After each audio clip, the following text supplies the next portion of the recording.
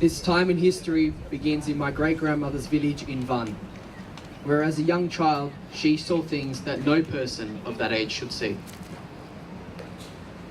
As the genocide began, most of the men in her village were being collected.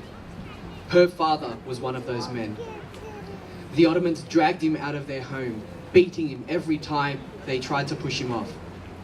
My great-grandmother and her sisters got up and ran outside. She saw their father lying helplessly on the ground, being held down by the Turkish soldiers.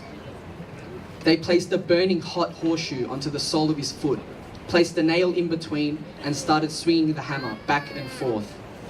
She was horrified, hearing her father's screams in agony, and her sisters would cover her eyes every time the hammer hit the nail, piercing his foot, pushing the horseshoe deeper and deeper into him.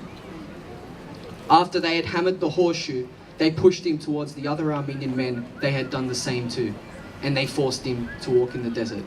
She never saw him again. Her mother told her about how the Ottoman soldiers had grabbed her, raped her, and bashed her in the bushes. She was so helpless, and she couldn't do anything.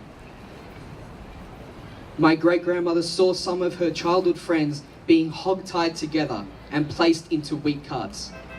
The Ottomans would laugh as they watched the young girls being mercilessly burnt alive in the cart, listening to them screaming for help. As she walked around the village, she saw dead women lying outside burning homes, and as she observed the bodies, most of the women had their nipples missing. She later heard that after the Ottomans had raped and killed those women, they would cut off their nipples and collect them on strings, turning it into some sort of sick competition on who could collect the most. Something else she saw was how Ottoman soldiers would place bets on whether a pregnant woman's child was a boy or a girl. When all the bets had been placed, they would grab the pregnant woman, tie her down, cut her stomach open and pull the child out. See who was right. If they came across a newborn child or even a child a few months old, they would play another game.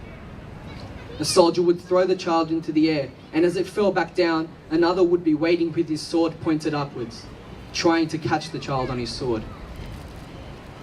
This is just some of what she saw. There are many similar and horrifying stories that are just as barbaric and inhumane. I felt sick to the stomach that my ancestors went through this, or that anyone should have to go through this. We are gathered here today, unified to show our strength, our courage, our perseverance, that no matter how hard they try, we will not be broken. You can cut our branches, you can burn our leaves, but you will never touch our roots.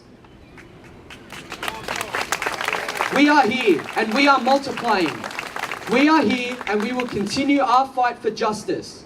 We are here and we will continue to educate our youth in AYF, in Homenetmen, in Armenian schools and Armenian churches, because together we are stronger. Together our voices are louder, and together we will continue our fight for recognition of the genocide.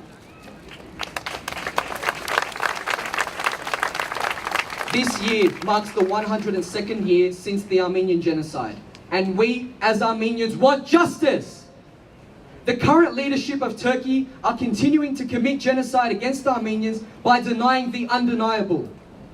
We demand justice. Maybe then history will not repeat itself. Thank you.